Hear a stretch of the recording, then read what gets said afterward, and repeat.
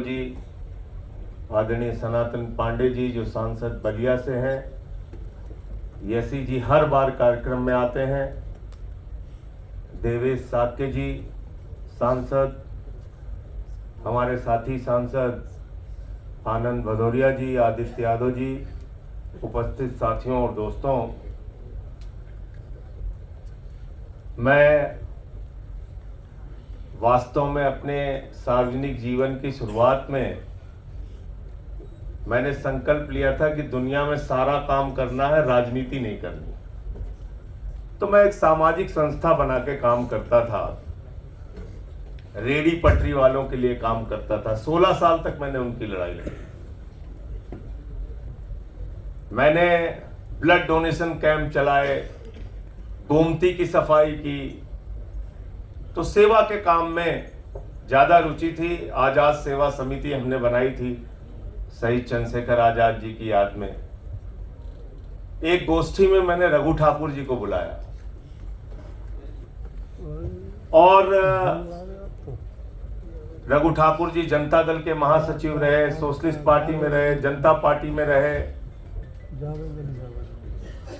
Samajwadi party के राष्ट्रीय महासचिव रहे। तो जब मैं उनको सुबह स्टेशन पे लेने के लिए गया तो एसी डब्बे के सामने 50 लोगों को लेके मैं खड़ा था। गाड़ी आई, गाड़ी चली गई। तो मैंने कहा सारे नेता एक जैसे होते हैं, देखिए समय देके नेताजी भी नहीं आए। उसके बाद मैंने देखा कि एक जनरल डिब्बे से रघु ठाकुर जी झोला लेके उतरे और लोगों ने कहा कि ये देखिए ये रघु ठाकुर जी हैं, समाजवादी नेता। तो मैंने उनको देखा, पैर छुआ, आशीर्वाद लिया। फिर वो कार्यक्रम में गए हमारे साथ। शहीद आजम भगत सिंह की जयंती पे वो कार्यक्रम था। कार्यक्रम में बोले, कार्यक्रम में बोल के आए। तो गेस्ट हाउस पे हम लोग जब बैठे उनके साथ, तो वो इस बात को समझा रहे थे कि राजनीति क्यों जरूरी है, और मैं कह रहा था कि दुनिया में सारे काम करना है, राजनीति नहीं करनी। तो सारी बात जब अंत में खत्म हुई तो उन्होंने कहा कि ये डॉक्टर लोहिया की किताब है, इसको पढ़ लेना और फिर हफ्ते 10 दिन के बाद हम लोग बातचीत करेंगे। तो उन्होंने डॉक्टर लोहिया की एक किताब दी, मुझे याद है, भारत माता धरती माता। मैंने वो किताब पढ़ी पहली बार कुछ नहीं समझ में आया, लेकिन लगा कि इस किताब में कुछ है जो फिर से पढ़ना चाहिए। मैंने फिर से वो किताब पढ़ी। फिर लोहिया जी की और 2-3 किताब पढ़ी, और लोहिया जी को पढ़ने के बाद, समाजवादियों को जानने के बाद, तब से जब से बर्बाद हुआ आज तक रुका नहीं। अब जीवन भर इसी रास्ते पे चलना है। और जो समाजवादी होता है, ये बिल्कुल ठीक कहा, जो समाजवादी होता है वो डर के कभी राजनीति कर नहीं सकता जिंदगी में। उसको अगर कोई सोचे, प्यार से आप मांगिए तो कलेजा निकाल के रख देगा, लेकिन आप अकड़ के सोचेंगे किसी समाजवादी को दबा लो, तो ये तो संभव होने वाला नहीं है। और ये हमको समाजवादियों से सीखना है। फिर रघु जी के साथ लोकतांत्रिक समाजवादी पार्टी में काम करता रहा। उस बीच जनेश्वर मिश्रा जी से भी मुलाकात होती थी, और वो भी डॉक्टर लोहिया की बातें, डॉक्टर लोहिया की बहादुरी की चर्चा, राजनारायण जी की बातें, किस तरीके से लाठीचार्ज हुआ, कैसे जेल में गए। तो ये लगता था कि अगर हिंदुस्तान की, और जब चर्चा करते थे कि आपातकाल के दौरान हम लोग कैसे रहे, तो उसमें भी बहादुरी के एक से एक किस्से, जेल के अंदर रह के तत्कालीन सरकार के खिलाफ पुतला दहन करने का काम, कभी कुछ कभी कुछ, और बड़ी संख्या में समाजवादियों पे अत्याचार हुआ, जेल में रहे वो। तो लगा कि नहीं, ये विचारधारा इस देश के लिए सबसे ज्यादा जरूरी है। जब हम भारत की बात करते हैं, और भारत पे जब हम कहते हैं कि विविधता में एकता, भारत की विशेषता, ऐसा देश जहां हर जाति, हर धर्म के लोग एक साथ मिलकर रहते हैं, वो है हिंदुस्तान, वो है भारत। और इस भारत के लिए सबसे बेहतरीन और अच्छी व्यवस्था कोई है तो समाजवादी व्यवस्था है, लोहिया की विचारधारा है, ज्ञानेश्वर मिश्रा जी की विचारधारा है, नेताजी मुलायम सिंह यादव जी की विचारधारा है।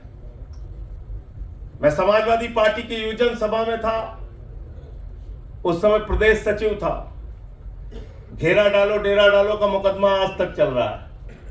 अगली सरकार आए तो खत्म करा देना हमारा मुकदमा, अभी तक चल रहा है, तारीख पे जाना नहीं। सपा वाले भी हमारे साथ जाते हैं पेशी में।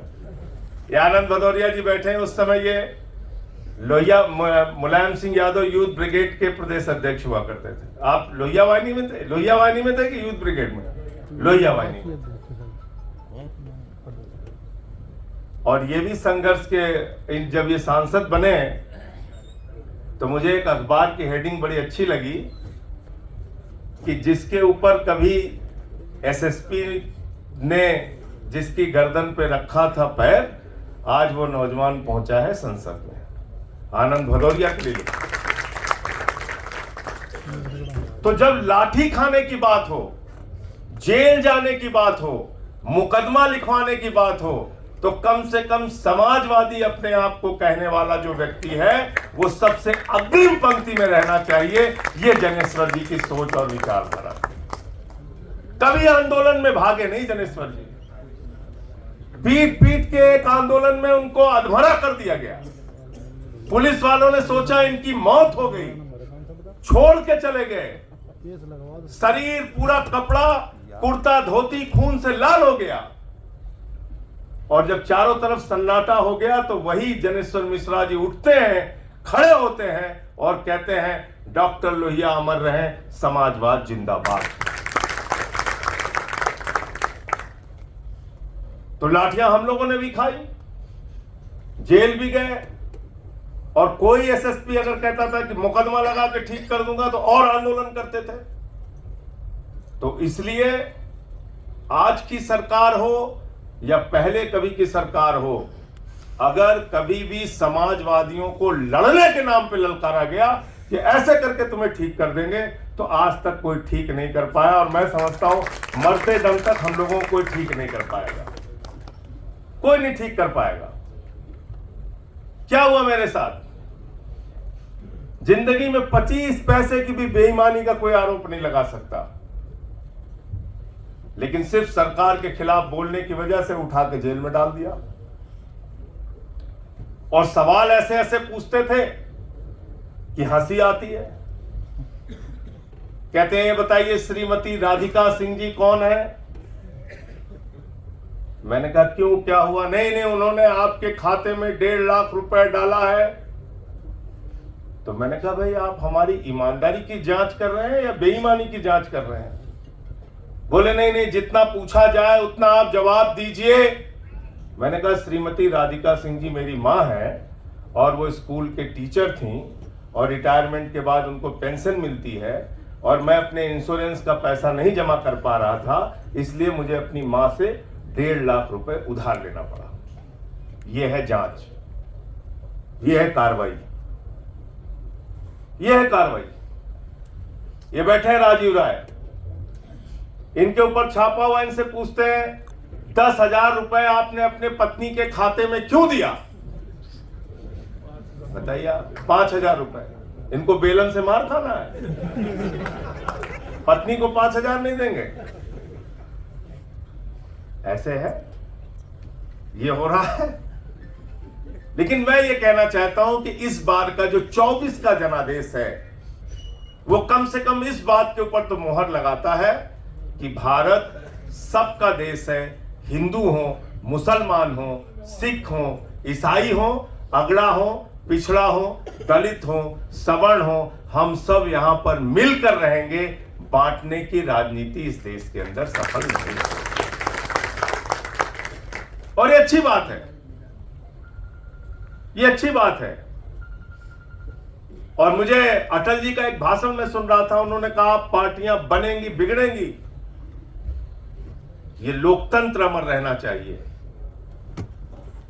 इस देश का संविधान अमर रहना चाहिए, ये देश हमेशा समृद्ध रहना चाहिए और आज उसी की आवश्यकता है। जनेश्वर मिश्रा जी से अगर हम लोग कुछ सीख सकते हैं तो जिंदगी में सादगी सीख सकते हैं, बहादुरी सीख सकते हैं, समाजवादी विचारधारा पर चलने का संकल्प ले सकते हैं। मुझसे कई बार लोग कहते हैं कि अरे आप तो क्षत्रिय जाति में पैदा हुए, दिन रात आप पिछड़ों, दलितों, अल्पसंख्यकों की, मुसलमानों की लड़ाई लड़ते रहते हैं। सवाल इसका नहीं है कि कौन क्षत्रिय है कौन ब्राह्मण है। जनेश्वर मिश्रा जी वो शख्स थे जो डॉक्टर लोहिया के साथ जाति तोड़ो जनेऊ तोड़ो आंदोलन में हिस्सा लिया। उन्होंने बढ़कर के जनेऊ तोड़ो आंदोलन, जाति तोड़ो आंदोलन, यह समाजवादियों का आंदोलन था।